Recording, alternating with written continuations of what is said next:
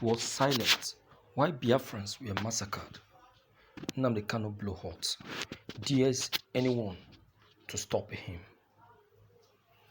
Between 2 to 3 million Igbo people starved to death during the Nigerian siege on Biafra. Today, Igbos are still massacred, and the world turns a blind eye to it.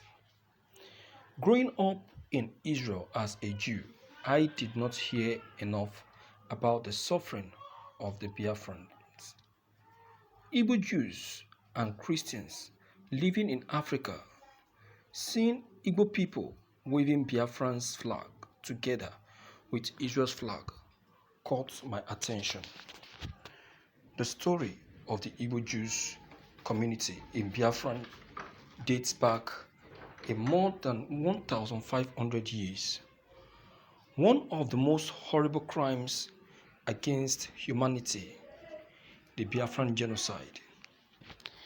Between the years 1967 to 1970, the genocide on the Biafran people had occurred. The newly established Republic of Biafra faced an extremely horrible genocide by the Islamist government in Nigeria that sent large force to suppress the ambition of Biafrans to live independently in their native land. Biafra was put under siege by Nigerian forces. It cost between 2 to 3 million people to starve to death, while Biafrans were starving to death. Most of these countries around the world saw the horrible images that came out of this genocide, and yet took no action to prevent it. It's heartbreaking to think how many lives could have been saved if leaders took a moral role rather than a political one. Israel, however, did not stand silent. It was one of the few countries that took action for the sake of the Biafran people. Israel sent Biafran assistance to stand against those that came to slaughter them. Even after the genocide, Israel continued to help Biafran victims with massive humanitarian aid that came both from the Israeli government and private organizations.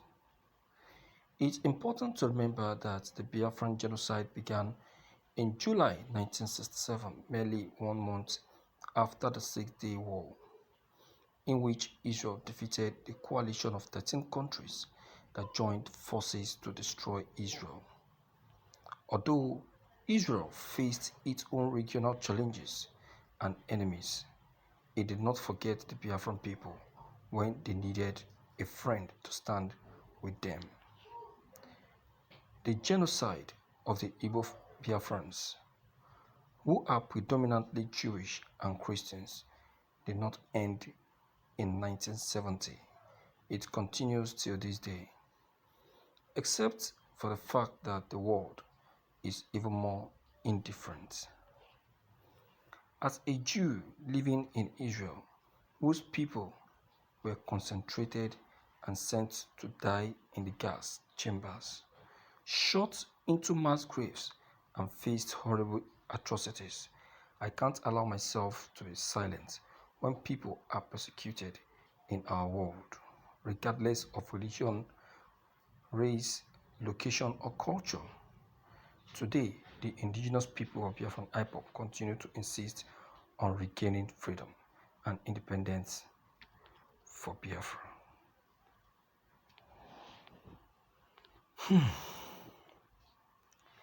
I will not be silent.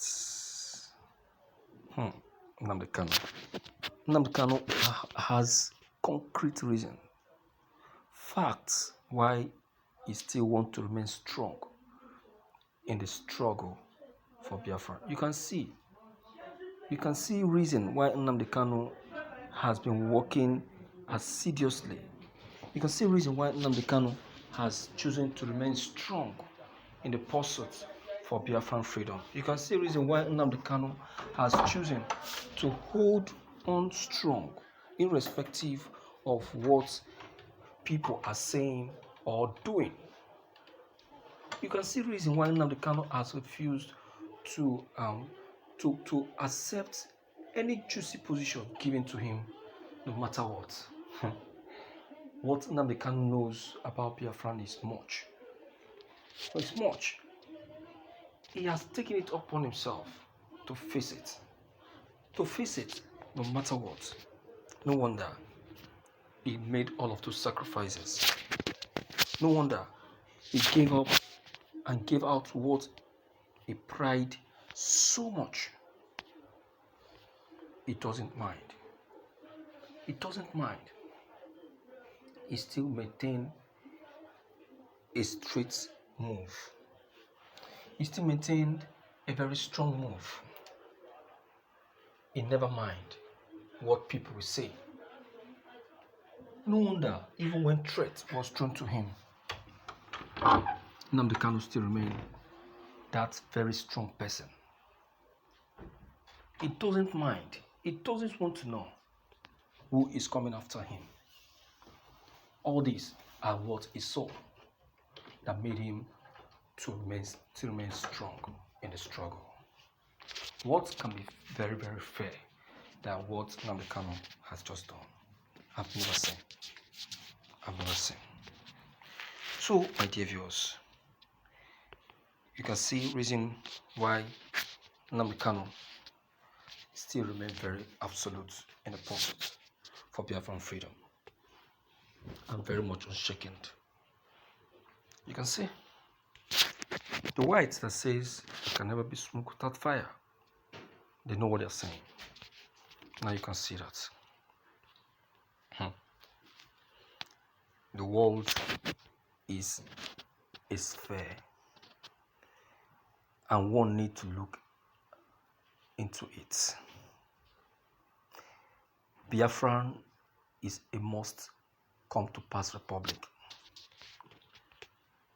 Its members have taken it upon themselves and have said no going back and no going back. No matter how Nigerians try, Biafran cannot be defeated. I know a lot of persons may have said a lot, but Biafra is already a known republic in the world, even if it has not been pronounced free. The president already knows, but he's just keeping it to himself because he doesn't want to be exposed. All right, my dear viewers, based on this very fact, that is why